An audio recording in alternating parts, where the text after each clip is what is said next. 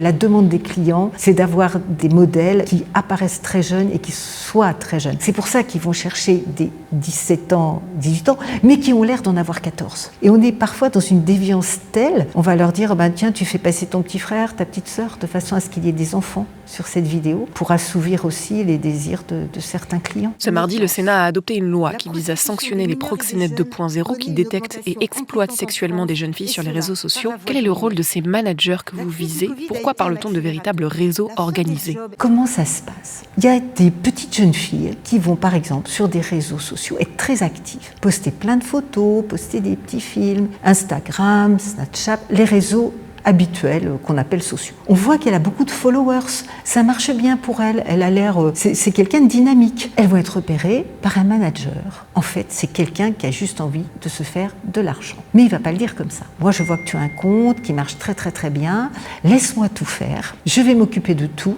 Je vais te chercher des clients et puis tu n'auras que dans le confort de ta chambre, dans ton salon, toute seule, avec ton téléphone, à me produire des photos, des films, ce qu'on appelle des créations, puisqu'elles se disent créatrices en ligne. C'est bien ce que tu fais.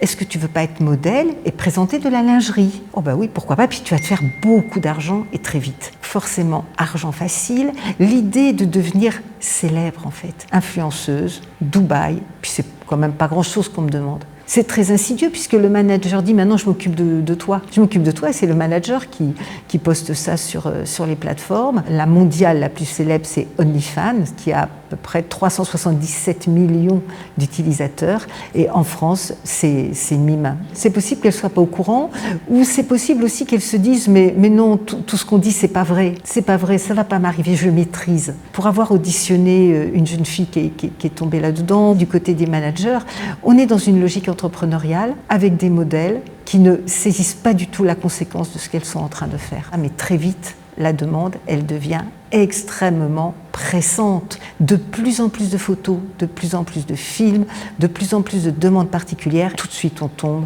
dans des demandes sexuelles, dans des propositions. Alors ça peut être des demandes sexuelles très simples, on montre juste un bout de sein, un morceau de culotte ou je ne sais quoi, et puis après ce sont des actes, etc. Je vous laisse penser tout ce qui peut être demandé. Et puis ensuite, les clients vont être en lien avec le chatter, parce que le manager, après, il ne fait plus rien. Il va embaucher un chatter. Dans des pays où la main-d'œuvre coûte pas cher, des chatters, c'est-à-dire ces gens qui vont taper les SMS, les mails à destination des jeunes modèles. Il va être un relais entre le client et la jeune modèle. Le client va avoir reçu une vidéo dont le chatter va lui dire alors t'es content de ta vidéo, est-ce que t'en voudrais pas davantage? Oh ben oui j'en voudrais davantage. Donc le chatter ensuite il demande à la jeune modèle ton client il est resté sur sa faim mais tu sais tu lui en donnes plus et puis tu vas avoir voilà il va en demander davantage. Les clients sont insatiables et comme les clients sont insatiables, qu'ils sont nombreux et qu'ils paient, ils vont inciter cette jeune fille à produire de plus en plus. Elle ne s'appartient plus, elle ne maîtrise plus rien. Elle croyait être libre, elle croyait avoir des sous. C'est pour ça qu'on parle de réseau très bien organisé. On ne parle plus de proxénètes ou de Mac, on disait autrefois. Non, ce sont des managers. On parle de modèles, on ne dit pas les prostituées. C'est une professionnalisation avec une ubérisation, puisque quelquefois on loue des Airbnb, etc. Elles ont des contrats, mais qui sont complètement, presque bidons, les contrats. Alors elles peuvent être vendues pour 30 €, 20 € par mois, d'un manager à un autre, qui va dire oh ben j'en ai une, écoute, prends-la, mais tu peux surtout lui demander plus, elle a du potentiel, elle peut faire plus. Vraiment, vraiment, on est dans un monde, quand on n'a pas essayé de le connaître, on n'a pas idée de ce qui peut se cacher derrière tout ça. Que sait-on du profil de ces nouveaux proxénètes ? Profil type d'un manager. Ce sont des jeunes, souvent des jeunes hommes, 22, 23 ans, qui ont fait soit rien du tout comme études, ils sont très débrouillards, soit ils ont fait des études de commerce. Ils montent leur business, qui va être sulfureux, mais qui va rapporter, c'est des commerciaux. Donc une logique derrière de faire du profit, avec une gamine qui est exploitée, qui ne le sait pas, des contrats qui n'en ont que le nom. Cet argent qu'elle gagne, c'est pas beaucoup. En moyenne, alors c'est à peu près...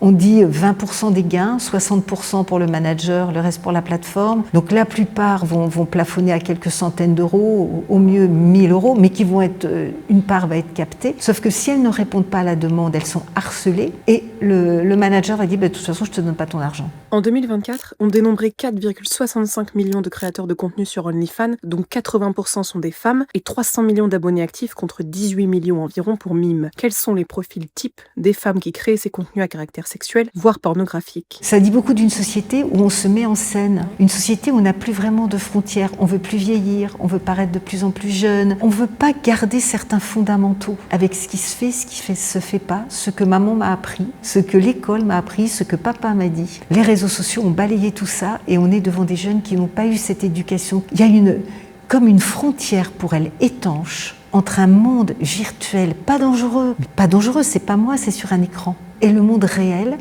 où on se voit en vrai. Les dégâts psychologiques qui vont gâcher ces jeunes filles, ils sont là pour toujours pour elles.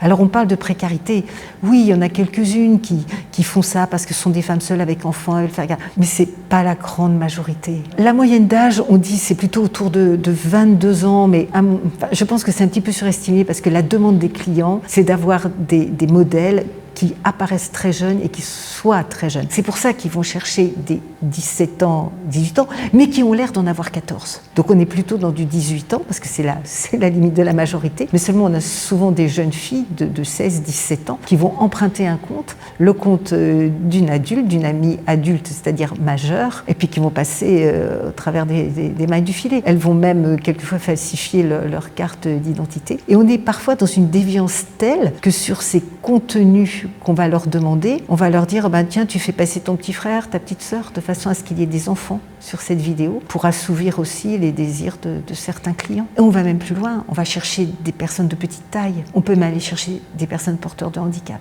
Tout un tas de moyens pour essayer de contourner cette limite qui, pour moi, est vraiment une frontière infranchissable.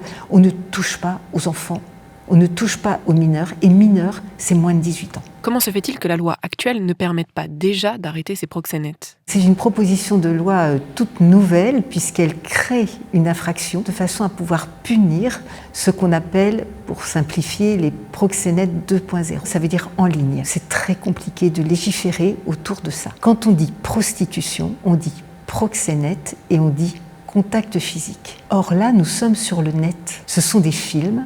Ce sont des photos, donc il n'y a pas de contact physique. Alors on peut condamner quand elles vont porter plainte pour quelque chose de factuel, mais quand c'est sur le net, sur la toile, la police ne peut pas prendre la plainte, elles sont consentantes, elles répondent, elles se filment elles-mêmes. Et jusqu'à présent, c'est une zone d'ombre que les managers connaissent très très bien, puisque dans le droit, il n'y avait absolument pas d'infraction décrite. Pour que ça passe par l'avis du Conseil constitutionnel et qu'il soit positif, on a passé ça du côté de la traite des êtres humains. C'est vraiment 7 ans de prison, 150 000 euros d'amende. Ce mardi, le Sénat a adopté le texte à une large majorité par 258 voix contre 65, celle du Parti socialiste. Pourquoi un tel texte ne fait-il donc pas l'unanimité ? Je dois dire que j'ai été un peu déçue. Dans l'hémicycle, je pensais que ce serait l'unanimité. Eh bien, mes collègues socialistes, les 65, ont voté contre. Les écologistes ont voté pour, les communistes se sont abstenus. Leur justification, c'est qu'on pouvait aller plus loin. Mais aller plus loin, déjà, il fallait commencer par faire une brèche. Il fallait se saisir de cette opportunité, de cette occasion qui nous était donnée pour aller punir ces managers qui font vraiment des dégâts